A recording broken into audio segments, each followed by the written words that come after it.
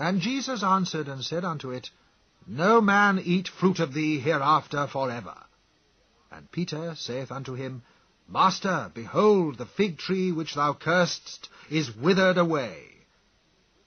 This is a very curious story, because it was not the right time of year for figs, and you really could not blame the tree. I cannot myself feel that either in the matter of wisdom or in the matter of virtue Christ stands quite as high as some other people known to history. I think I should put Buddha and Socrates above him in those respects. The emotional factor. As I said before, I do not think that the real reason why people accept religion has anything to do with argumentation. They accept religion on emotional grounds. One is often told that it is a very wrong thing to attack religion, because religion makes men virtuous. So I am told. I have not noticed it.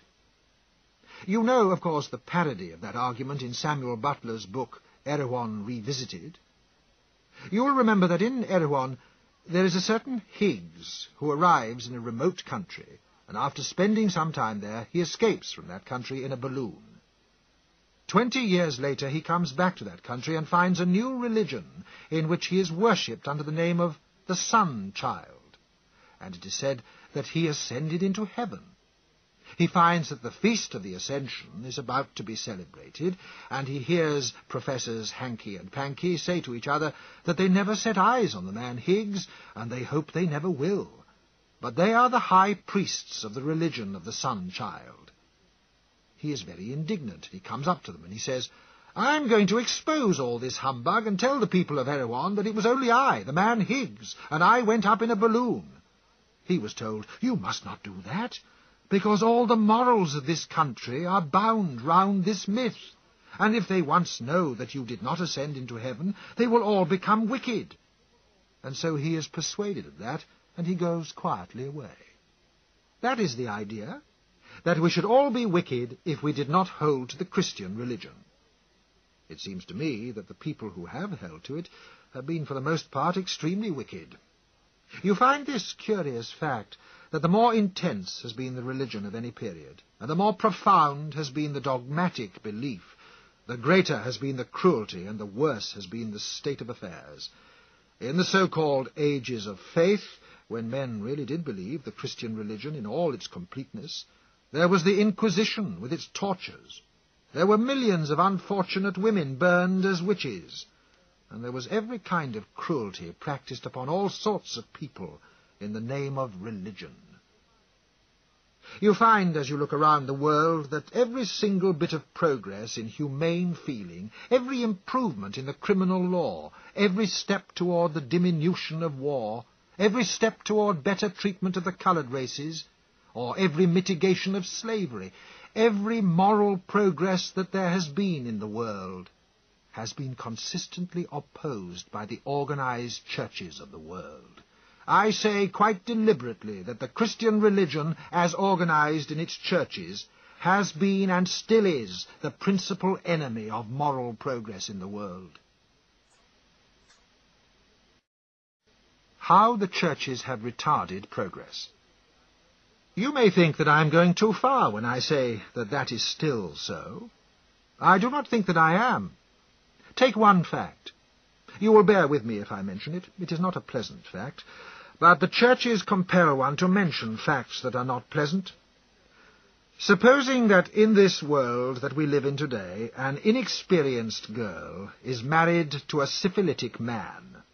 In that case, the Catholic Church says, this is an indissoluble sacrament. You must stay together for life.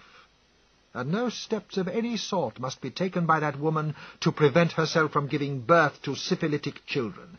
That is what the Catholic Church says. I say that that is fiendish cruelty, and nobody whose natural sympathies have not been warped by dogma, or whose moral nature was not absolutely dead to all sense of suffering, could maintain that it is right and proper that that state of things should continue. That is only an example.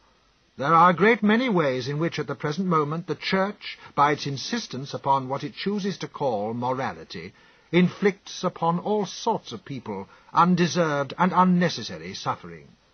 And, of course, as we know, it is in its major part an opponent still of progress and of improvement in all the ways that diminish suffering in the world, because it has chosen to label as morality a certain narrow set of rules of conduct which have nothing to do with human happiness. And when you say that this or that ought to be done because it would make for human happiness, they think that has nothing to do with the matter at all. What has human happiness to do with morals? The object of morals is not to make people happy. Fear, the foundation of religion. Religion is based, I think, primarily and mainly upon fear. It is partly the terror of the unknown, and partly, as I have said, the wish to feel that you have a kind of elder brother who will stand by you in all your troubles and disputes. Fear is the basis of the whole thing.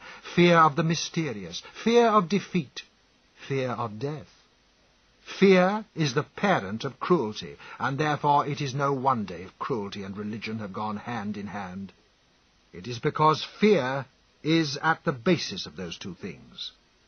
In this world, we can now begin a little to understand things and a little to master them by help of science, which has forced its way step by step against the Christian religion, against the churches, and against the opposition of all the old precepts.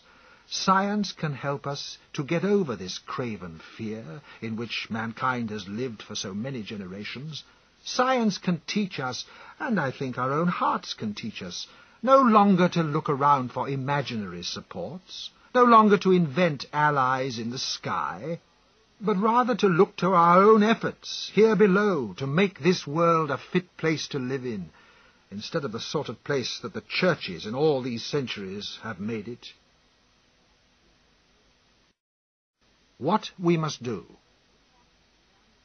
We want to stand upon our own feet and look fair and square at the world. Its good facts, its bad facts, its beauties and its ugliness. See the world as it is, and be not afraid of it. Conquer the world by intelligence, and not merely by being slavishly subdued by the terror that comes from it. The whole conception of God is a conception derived from the ancient Oriental despotisms. It is a conception quite unworthy of free men. When you hear people in church debasing themselves and saying that they are miserable sinners and all the rest of it, it seems contemptible and not worthy of self-respecting human beings. We ought to stand up and look the world frankly in the face. We ought to make the best we can of the world, and if it is not so good as we wish, after all, it will still be better than what these others have made of it in all these ages. A good world needs knowledge, kindliness, and courage. It does not need a regretful hankering after the past, or a fettering of the free intelligence by the words uttered long ago by ignorant men. It needs a fearless outlook and a free intelligence. It needs hope for the future, not looking back all the time toward a past that is dead, which we trust will be far surpassed by the future that our intelligence can create.